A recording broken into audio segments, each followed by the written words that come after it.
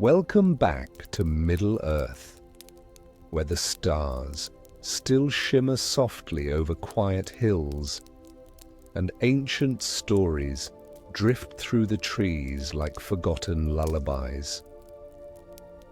Tonight, we leave the comforts of the Shire for a tale steeped in legend, a story of unity, courage, and loss. But don't worry, this isn't a tale of battle clamor or thundering war cries. No, we'll move slowly and quietly through this memory, wrapped in a calm breeze, as though walking along the edge of a dream. Picture the peaceful twilight above the valley of Imladris. A silver mist curls over the treetops, and Elrond's halls gleam with golden lanterns. In the hush of that moment, an old tale is softly spoken, one that echoes through the ages, the war of the last alliance, when elves and men stood together under the banners of Gil-galad and Elendil.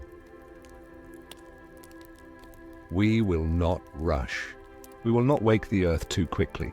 Instead, we'll travel gently through forests of memory and rivers of time, letting the story unfold as the stars rise above us, one by one. So, settle in, wrap yourself in a warm blanket of moonlight, and let us begin.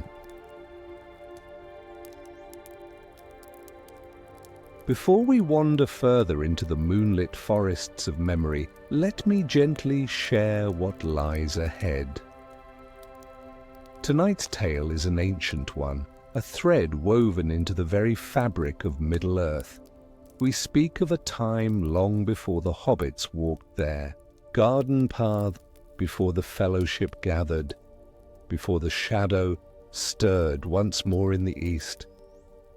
This is the story of the last alliance, the final great union of elves and men who stood together not for glory, but for peace. Our path will follow their quiet preparations beneath the stars. We'll walk the halls of Lindon, where Gil-galad, High King of the Elves, gathered his kindred. We'll cross the lands of Arna and Gondor, where Elendil, noble and wise, led his people with a heart full of hope and sorrow. And gently, we'll come to understand what brought them together, and what dreams they carried into battle. But don't worry, dear listener, though the tale holds sorrow, it will not rush toward pain. Every step is wrapped in calm. We'll pause to feel the breeze on ancient hills, to hear the soft chants of elven voices beneath silver trees, and to admire the courage of those who stood for what was right, even as darkness grew. If you find comfort in this gentle journey, if the soft echoes of Middle-earth bring you rest, then feel free to like this tale or follow along for the next. There are many more stories tucked within the stars and stones, waiting to be told in whispers. And if you'd like to explore even further, there are other calm adventures, other peaceful tales, just waiting to be discovered, all here to help. You drift a little deeper into peace, into stillness, into dreams. So take a deep breath, my dear one. Let your thoughts settle, and come now. The road awaits. The war is not yet begun, but the stars are gathering, and the story is only beginning. In the gentle hush of twilight, when the last rays of sunlight kissed the hills of Middle-earth, a quiet unease stirred in lands both near and far. The Shire still hummed with peaceful rhythms, the smell of bread lingering in hobbit holes, the soft rustle of leaves stirring only the gentlest dreams. But elsewhere, far beyond the borders of Hobbit country, older, grander forces were moving. and in their midst stood two of the noblest hearts the world had ever known. Gil-galad, the last High King of the Elves of Middle-earth, was a figure both regal and serene.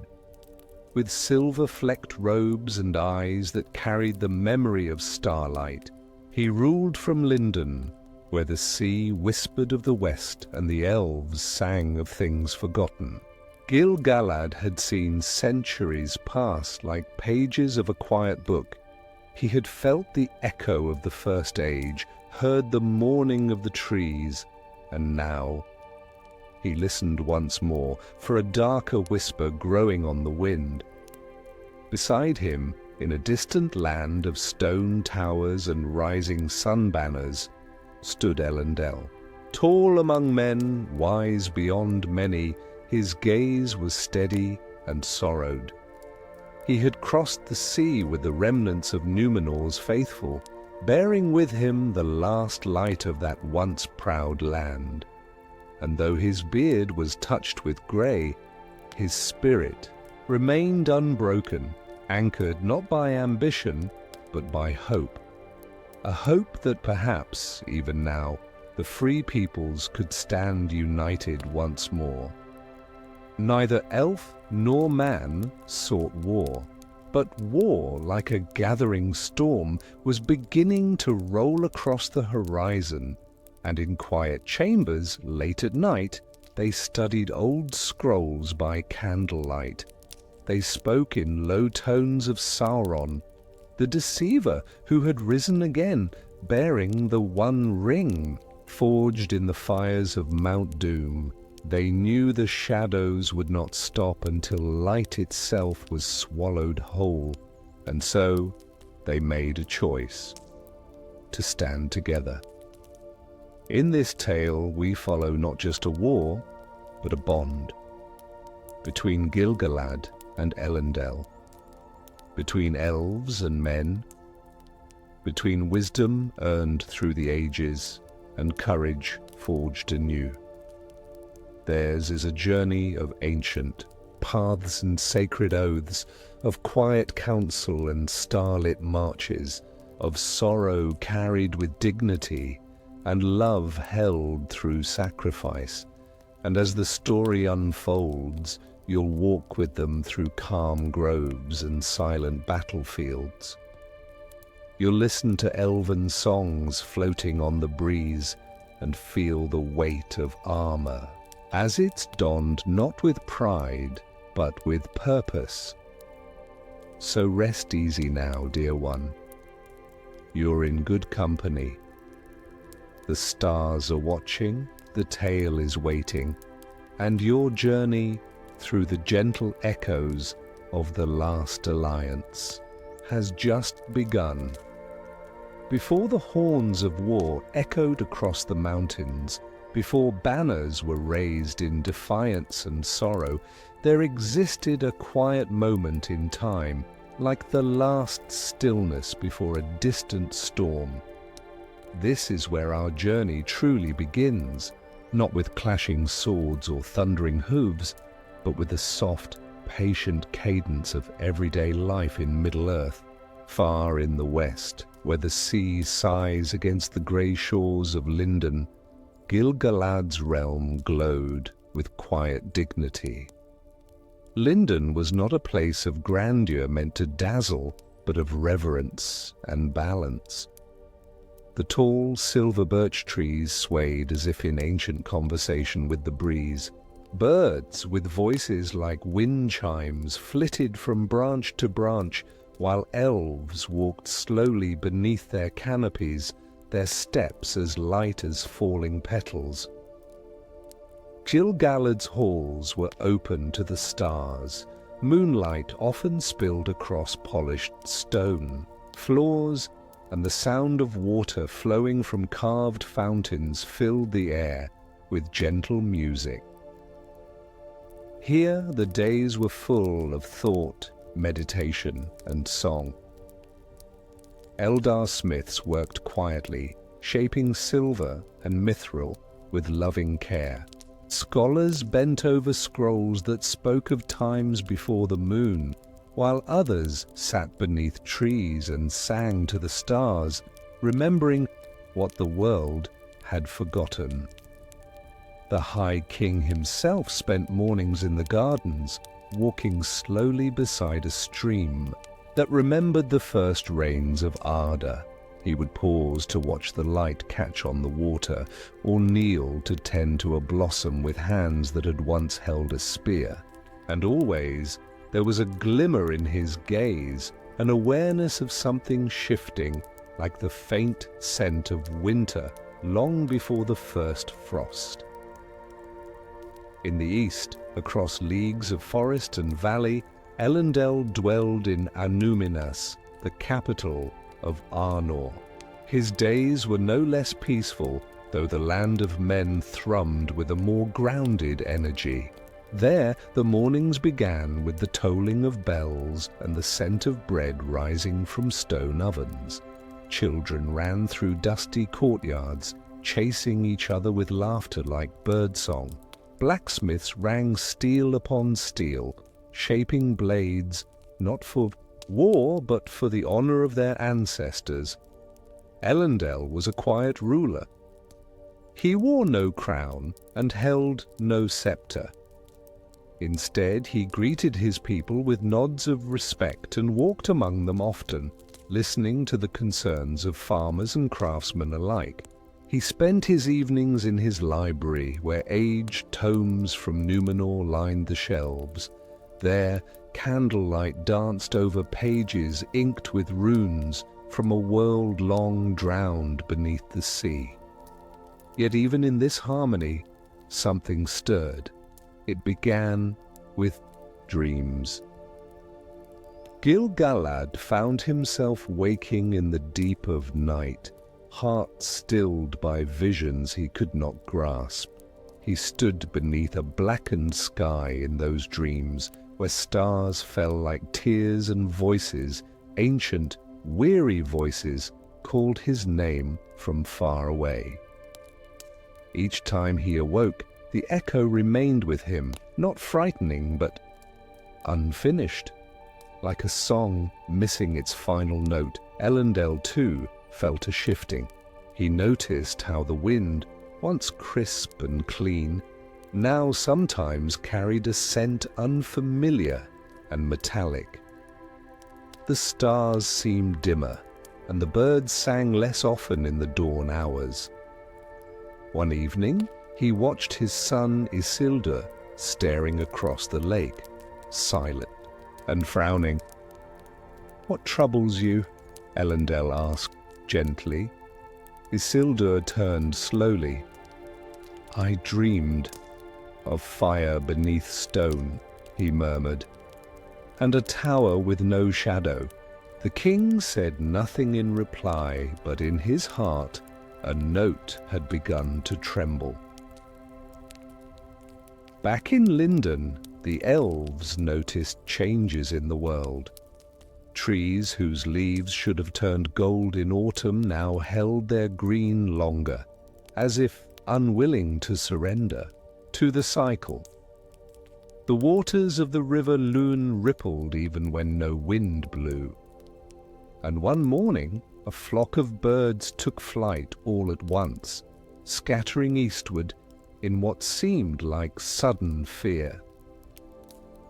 Gil-galad's chief counselor, Elrond, was the first to speak of it aloud.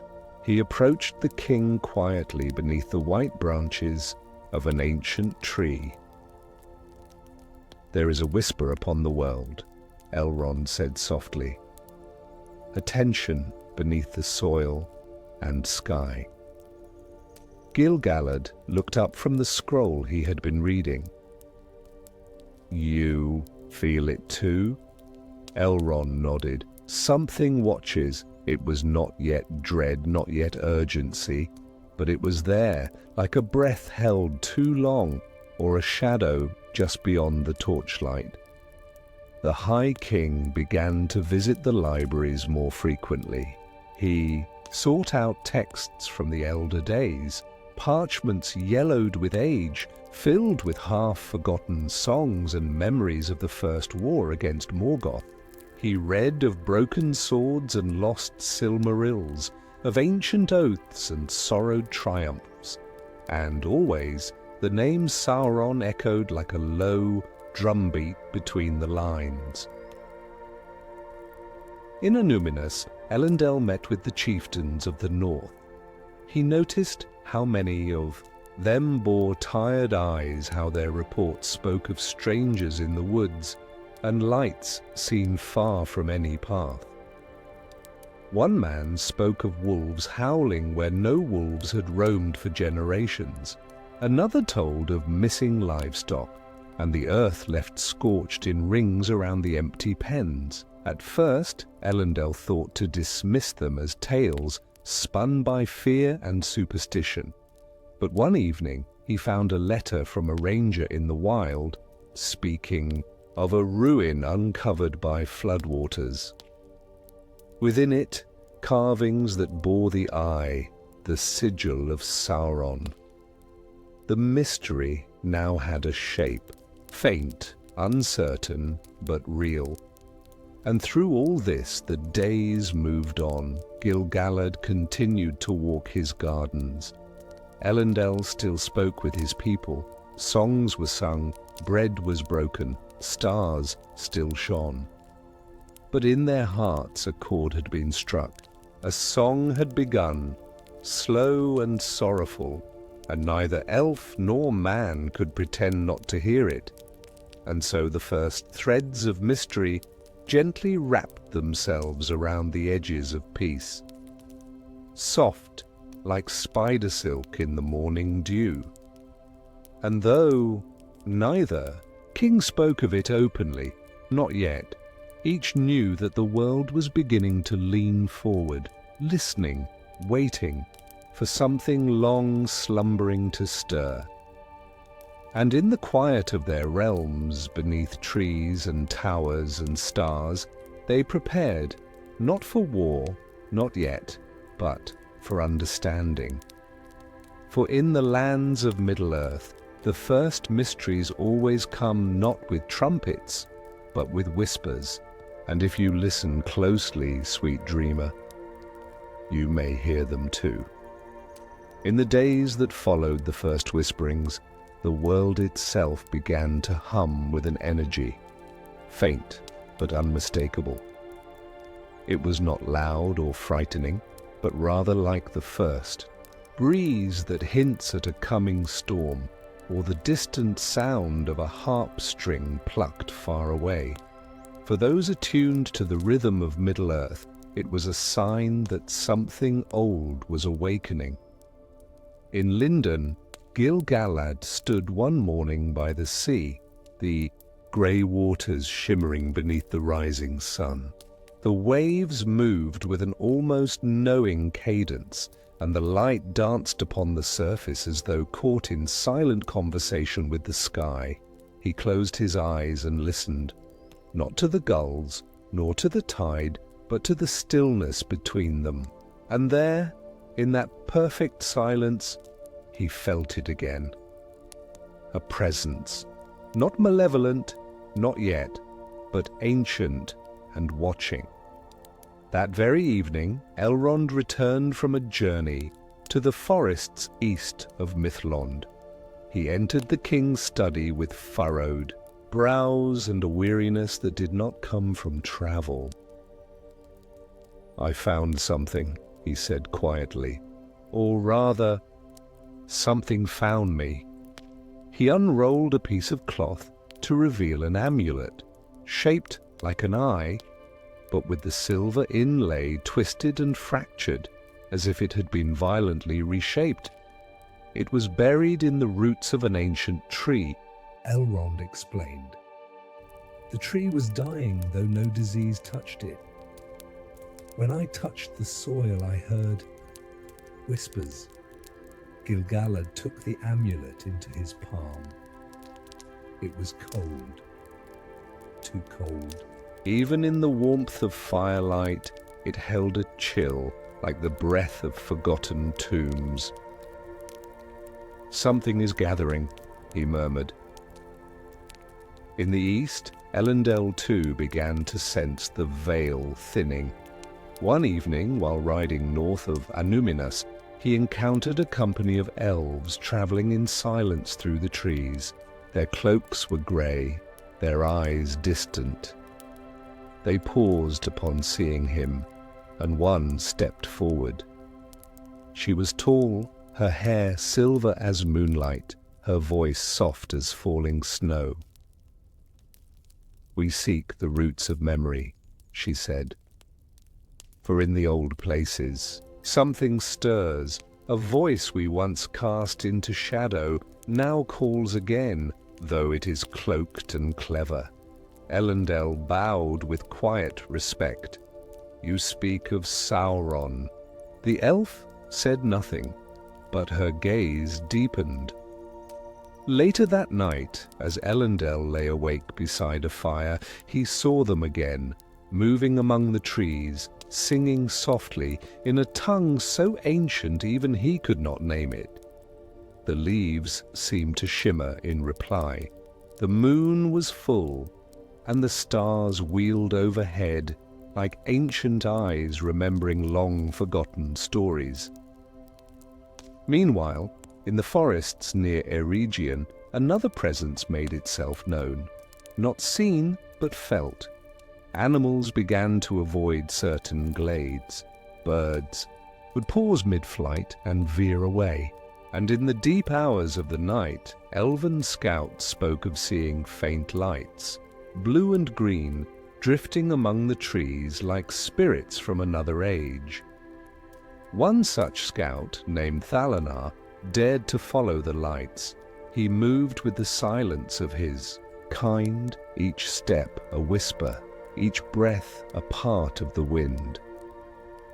The lights danced just beyond reach, drawing him deeper until he came to a clearing he had never seen before.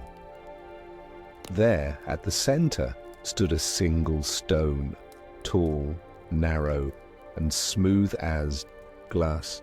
It pulsed faintly within a light. He stepped closer, placing his palm upon the stone's surface. In that moment, his mind filled with visions, not of the present, but of a distant past. He saw the forging of the rings of power. He saw Sauron, fair and cloaked in light, speaking lies that sounded like truth. He saw elves bending over anvils, their faces hopeful and doomed.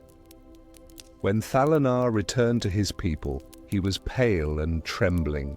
He spoke not a word for days, but the image of the stone remained etched in his mind. Word of this reached Gil-galad swiftly, and with it came an unease deeper than before. Back in Arnor, Elendil's son Isildur made his own discovery. While exploring ruins from the early days of the kingdom, he found a stairway descending into darkness. With torch in hand, he followed the spiral path, each step echoing like a memory. At the base, he discovered a chamber, its walls lined with carvings too ancient to read. At the center lay a chest, locked with a symbol that pulsed faintly in the torchlight. He opened it carefully. Inside was a blade, not large, but elegant. The steel shimmered with a light that did not come from the torch. Along its edge, runes glowed softly, and as Isildur reached for it, he heard a voice, not loud, but firm, and not his own. "Do not forget," it said. He pulled his hand back in alarm. The chamber remained still. No wind stirred, but something had changed. He took the sword, and that night he dreamed of battles yet to come, where he stood beneath a black sky, blade raised high, facing something vast and cruel. These were not moments of fear, they were gentle stirrings, quiet signs from the world itself. Middle-earth, was whispering again, as it had in ages past. Magic, memory, and mystery moved like hidden rivers beneath the earth, and those who listened closely could feel them. Gil-galad began to walk more often in the moonlight, his fingers tracing patterns in the air as he remembered songs from his youth. He whispered to the stars, asking questions they no longer answered. Elendil looked often to the east, wondering what shadows brood beyond the mountains. And across the forests, rivers and plains, the world held its breath. Something had awakened, not with violence, not with thunder, but with a soft rustling in the leaves, a ripple across still waters, and dreams that lingered longer than they should. It was not yet war, but it was the beginning. And in the hearts of the wise both hope and sorrow stirred. So, rest easy now, gentle soul. For though the road ahead will bring deeper truths and ancient trials, for now we walk beneath starlight, our feet light upon the path, our hearts held in the hush of wonder. The world is changing, but gently, like a dream you are only just beginning to understand. The forest stood still that morning, blanketed in a gentle mist that clung to the earth like a dream reluctant to end. The light was soft and golden, filtering through ancient trees whose roots curled like slumbering giants beneath the mossy floor. It was here, in the folds of green silence, that our character wandered, a soul drawn not by purpose, but by something quieter, a tug of curiosity, a longing that had no name. Elrond, son of Elendil, walked with a gentle step. His robes barely brushed the ferns, and his breath was slow and thoughtful. He had departed from Lindon in quiet reflection, seeking no destination, only following the calm murmur of nature's voice. For days he had felt it, a pull, soft as moonlight on water, yet persistent. Something wished to be found. As he crested a mossy rise, the mist parted like a curtain, revealing a hollow glade untouched by time. The trees bent protectively around it, their branches forming a dome above, as if they too honored the sacred stillness of this place. In the center of the glade stood a stone, a solitary monolith etched with symbols so old they seemed to shimmer between visibility and forgetfulness. Elrond stepped closer, each breath steady, each footfall lighter than the last.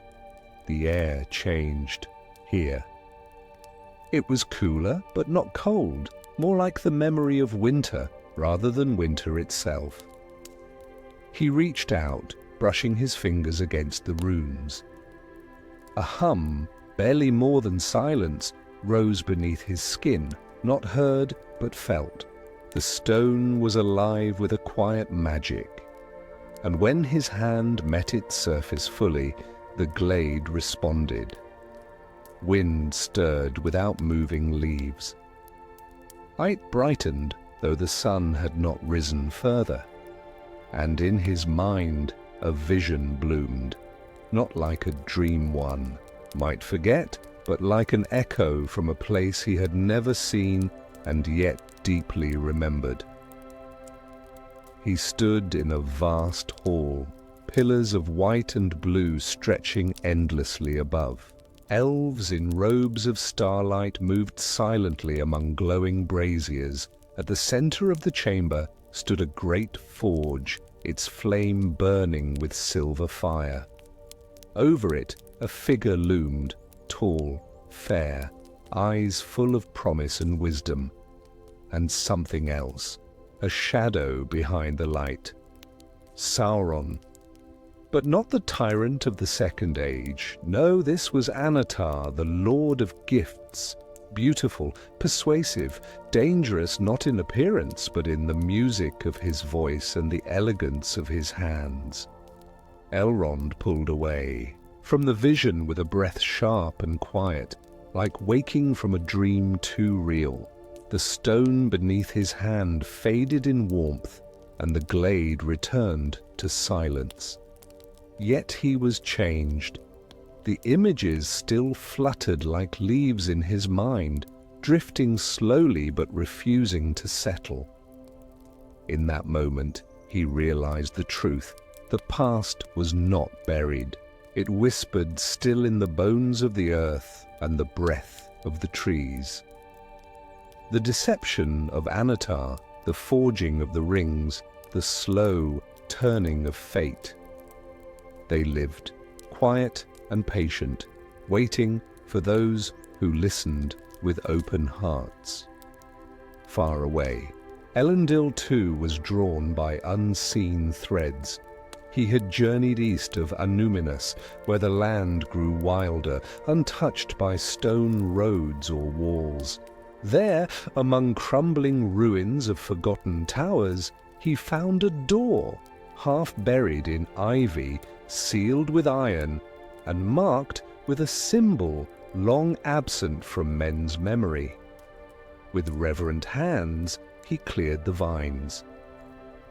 The mark was circular, divided in 4, with a star at the center, ancient iconography of Numenor's early days. He pressed his palm against it, and the door gave way with a sigh, revealing a narrow passage beneath the earth.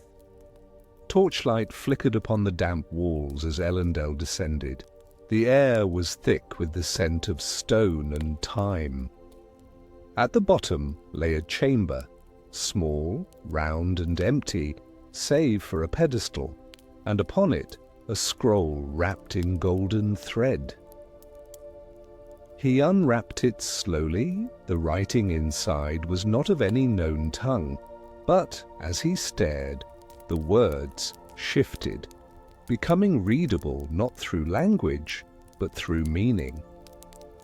They spoke of alliances long past, of the joining of men and elves under one banner, of the blade Narsil, not yet forged, but already fated, and at the bottom a single phrase.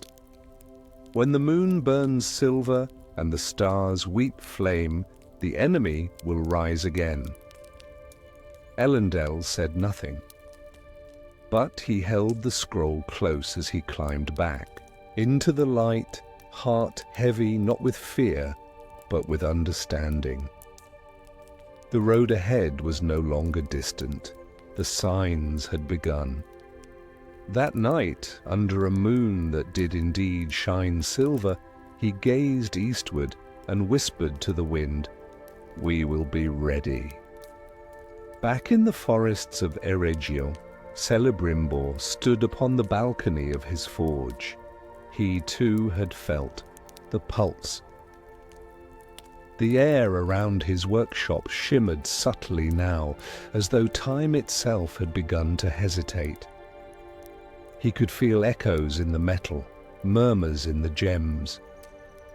When he touched the tools of his craft, it was as if a second presence watched, guiding, judging, remembering. He walked to a shelf, pulled down a plain-looking ring, one of the earliest he had ever crafted, unfinished and flawed. As he turned it in his hands, it flared softly within a light. Not fire, not power, but memory. He placed the ring in a bowl of water and watched. The water calmed, reflected light danced upward. In the shimmer, he saw the faces of those he had lost. His father, his people. And at the edge of the vision, a tower of black stone, with a single, lidless eye. He blinked, and the image vanished, but the message was clear. The enemy was not gone, not truly. Something ancient was unfolding. Threads woven long ago beginning to tug once more, and so the first glimpse into the mystery was not thunderous.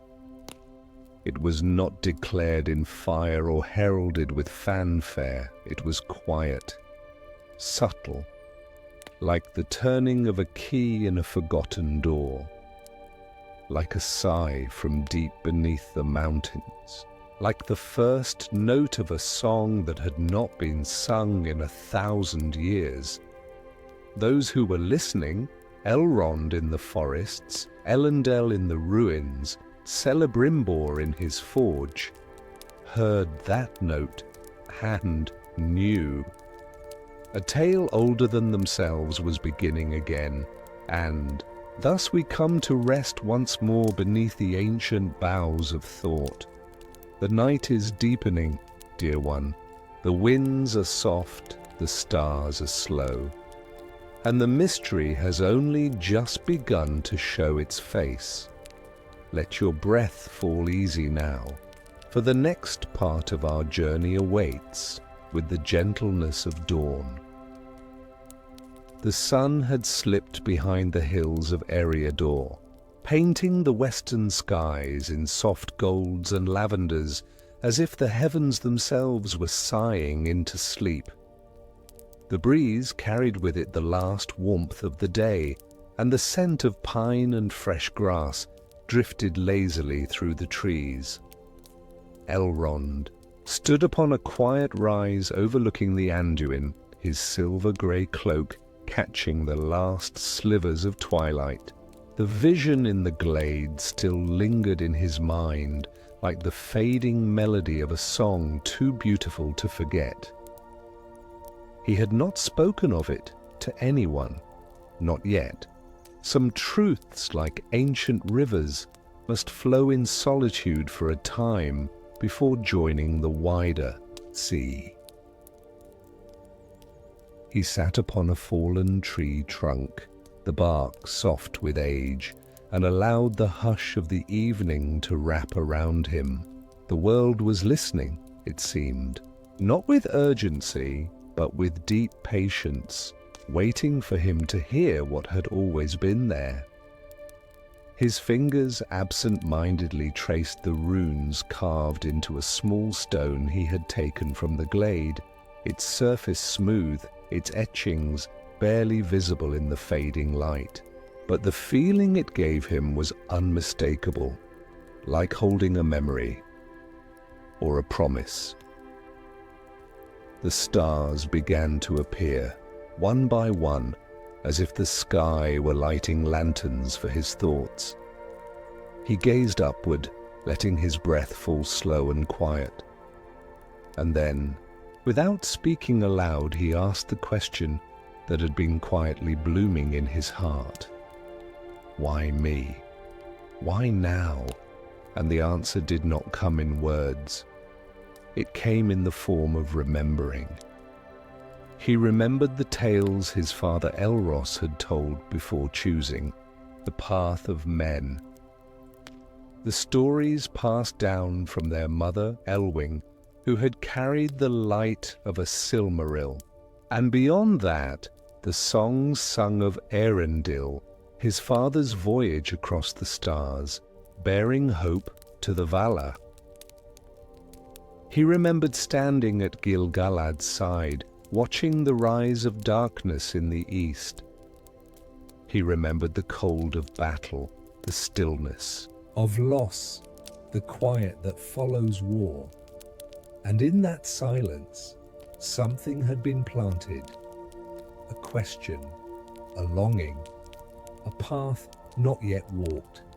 The vision he'd seen had not just been a warning, it had been a calling, a reminder that he was part of something larger.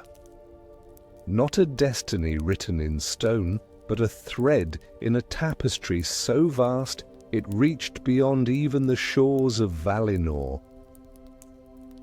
Elrond closed his eyes, and in the soft dark behind his eyelids, he saw again the image of the silver forge, the echoes of voices not his own, and the sense, gently overwhelming, that the world remembered, that the past was not behind them, but beside them, walking quietly in the forest, hidden in glades, whispered in winds. Somewhere across the land, in a quiet chamber lit by lantern flame, Elendil too was reflecting. He sat with the scroll open before him, its golden thread resting like a ribbon of dawn across the table. Outside, the sea murmured softly against the shore, its rhythm as old as the stars. He had read the scroll many times now, and though the words were the same, their meaning deepened with each reading. Not just a prophecy, but a truth, a memory waiting to awaken. He traced the star symbol at the bottom and remembered the crest of Númenor. How proudly it had flown once, how the pride of kings had turned to ash. Yet even in exile, in the ruined halls and broken cities of the West, hope had not fully perished. It had dimmed, yes, but now, somehow, it stirred again. And he, son of Elendil, heir of a shattered kingdom, felt something he had not felt in years. Not fear, not resolve, but belonging. The kind that grows not from glory, but from knowing that your steps echo the footsteps of those who came before, not to follow blindly, but to honor what was good and mend what was broken. He stood, walked to the window, and looked out over the dark waters. A single light flickered upon the waves, a ship far off perhaps, or maybe just starlight dancing in a way the sea remembered. He let the silence settle over him like a cloak, and in that silence he whispered, "We will not be blind." Eregion, Celebrimbor held the ring he had placed in water, watching it shimmer beneath the surface of a silver bowl. The memory it had shown him, the tower, the eye, the grief, was still fresh in his chest. He had not spoken to his apprentices, he had not returned to the forge. Instead, he sat in his chamber with a single candle lit, and let his thoughts roam as freely as starlight. He had always believed that crafting was more than skill. It was memory, emotion, truth, made tangible, and now he felt that truth stir in the metal itself. The old rings, the early experiments, were not mere relics. They were mirrors. They held echoes of his hopes, his fears, his loneliness, and perhaps his warnings. He held one ring to his ear, not to hear with his ears, but with something quieter, the way a heart hears poetry. And though no voice spoke, he felt something, that the time for silence was ending. That creation, even the most beautiful, must one day face the truth of what it becomes. He did not know yet what he would do, only that the thread had pulled taut, and the pattern was changing. Back in Lindon, under the soft branches of an elm tree, young Galion, scribe and historian, lay on his back, staring at the stars. He had heard whispers from Elrond's household, rumors of unease, of visions, of ancient signs returning. He didn't understand them fully, but in his heart something stirred. He closed his eyes and imagined walking beneath the stars as the elves had done long ago, when the world was still young and Valinor still visible on the western horizon. He imagined what it must feel like to see beyond the present, to understand your place not just in time, but in story. And then, for a moment, He felt it. A presence. Not frightening, not loud, just there. Like the earth itself had looked up and nodded in greeting, and with that he smiled and drifted off to sleep beneath the stars, his dreams carrying him along the same quiet current as Elrond, Elendil, and Celebrimbor. For that is how it begins, dear listener, not with drums, not with lightning, but with quiet, with stillness, with realization that what we seek has always been near, waiting for us to slow down, to breathe, and to listen. And as you rest now, curled beneath your own stars, know this: the mystery has only just begun to reveal itself. The path ahead winds gently on, and though we may not yet see where it leads, we walk it not alone, but in the company of whispers, memory, and the quiet strength of those who came before. Now let your breath ease, your thoughts grow soft, and sleep find you gently as we pause for a moment before continuing this gentle journey through Middle-earth together. The path beneath Elrond's feet had shifted from soft grass to age-worn stone, the kind laid by hands long forgotten, now dappled with moss and whispers of time. The sky overhead had deepened to a velvet blue, with stars scattered across it like ancient runes etched into the heavens. He walked alone, but not lonely.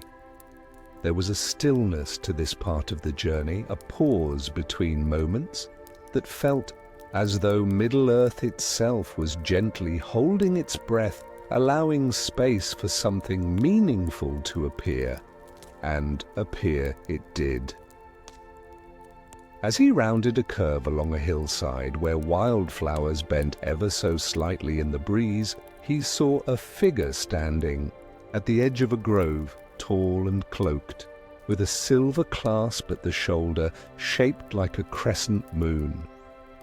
The stranger did not move, but Elrond felt no fear, only curiosity, wrapped in the soft folds of familiarity. He stepped forward, slow and respectful, and offered a quiet greeting. "Evening. Rests gently here. May I share its stillness with you?" The figure turned. It was an elf, ancient, though not weary. His eyes shimmered with a kind of moonlight that was not reflected from the sky, but born from within. "I am Elendil," the elf said, his voice like wind among high branches, "a watcher of forgotten roads."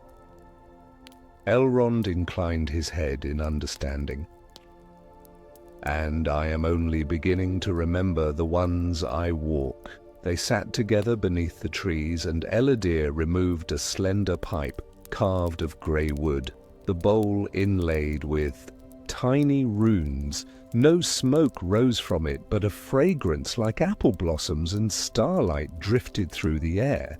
They spoke little at first, just shared silence and the low music of distant owls. But when the words did come, they came gently. "Some roads do not lead forward," Elendil said, his gaze far away. "Some circle back to what was left behind, waiting to be reclaimed." Elrond considered this. "And others?" "Others wind through memory," Elendil replied, "carrying you to truths you thought you'd lost."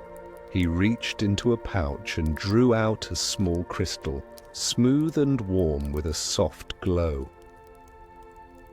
This was found in the hills of Amon Sul, buried beneath a tower that fell before your time. It sings, you know, when held close.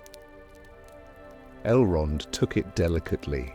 It thrummed gently in his hand like a heartbeat. A memory, a song half remembered. "I believe you will need it," said Elendil, rising with the grace of ancient leaves. "But why?" Elrond asked softly. Elendil smiled, the kind of smile that answers without explaining. "Because the land remembers," he said, "and so must we." And just like that he was gone, fading into the trees like mist drawn back into moonlight. Elrond remained still for some time, letting the presence of the encounter settle into his spirit. There was no need to rush, not now. The journey had deepened, but it had not quickened. When he rose again, the stone path beneath his feet felt warmer, somehow more known. Days passed, or perhaps only hours. Time in this part of the world flowed like river mist, drifting between moments, folding into itself.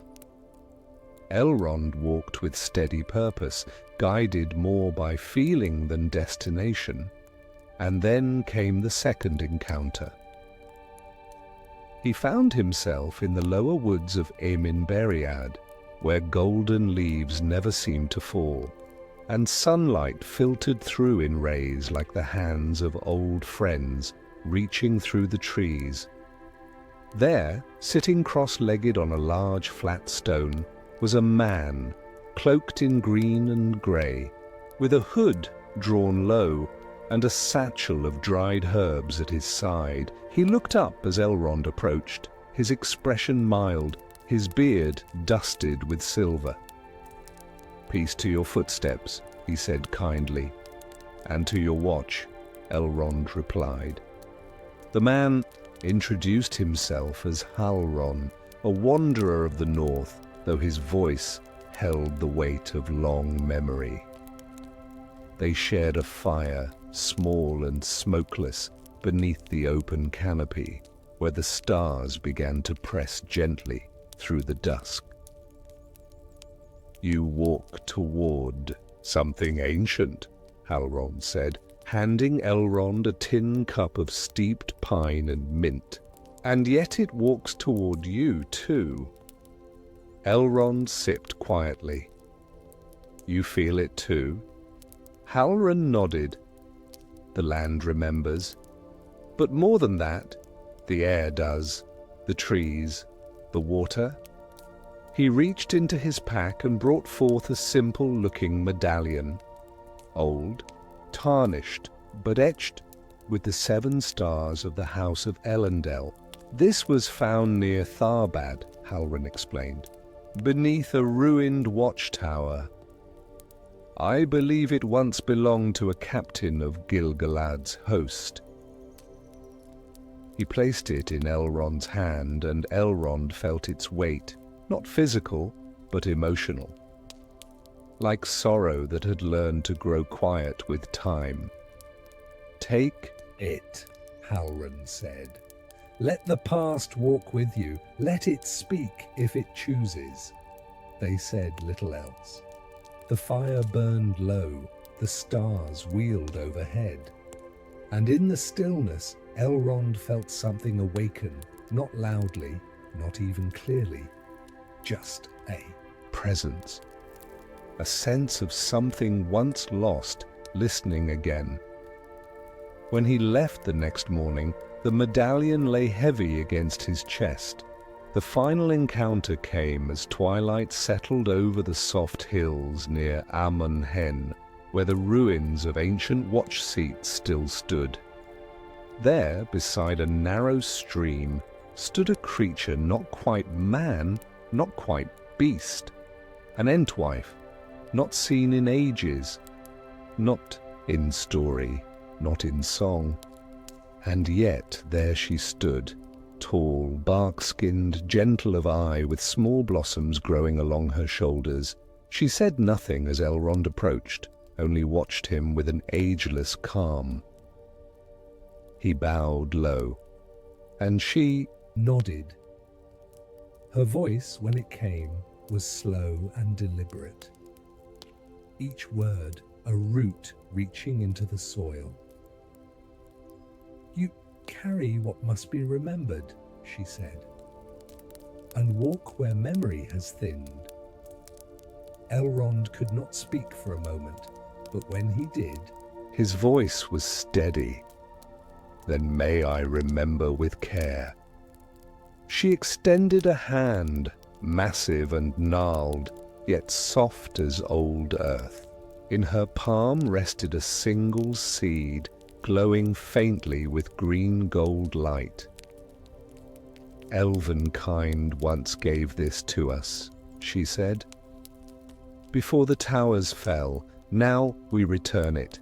He accepted it with reverence. "What will it grow into?" he asked quietly. The Entwife's eyes glimmered. "What you choose to plant." And then, with a sound like wind through tall grass, she stepped backward into the trees and was gone. Elrond stood alone again, but changed. The seed, the medallion, the stone, not just gifts, echoes. Each carried a thread of the past, each whispering a story older than words. And so he continued, step by step, not toward a goal, but toward understanding, toward remembering, toward home. And as you, dear listener, lay quietly now in your bed, listening to this tale unfold beneath your own stars, let yourself be drawn into that same rhythm. Let memory walk beside you. Let the land speak softly through dream, and may your heart find, like Elrond's, that the road ahead is never truly walked alone. The journey is always shared. The fire crackled gently, its warm glow casting long shadows across the soft grass and the mossy stones that dotted the small clearing. Above, the sky had stretched into an ocean of dark velvet, pierced by thousands of tiny lights, stars that shimmered like the memories of the world itself. Elrond sat quietly, his cloak drawn around him, his back resting against the base of a broad, ancient tree. Around him were his newfound companions, Elendil, the silver-eyed elf, Halron, the soft-voiced ranger, and Miriel, the Entwife, who had joined them only at sunset, stepping out from the trees like a secret, returning home. They were silent for a while. It was the kind of silence that didn't press, that didn't weigh. It simply was calm, complete, and rich with meaning. And then, as if by unspoken agreement, the storytelling began. It was Halron who broke the quiet, his voice low and even, the flicker of flame reflecting gently in his eyes.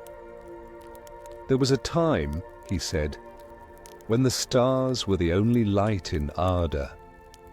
Before sun, before moon, before the great lamps rose and fell. And in that time, the elves first woke beside the waters of Cuivienen."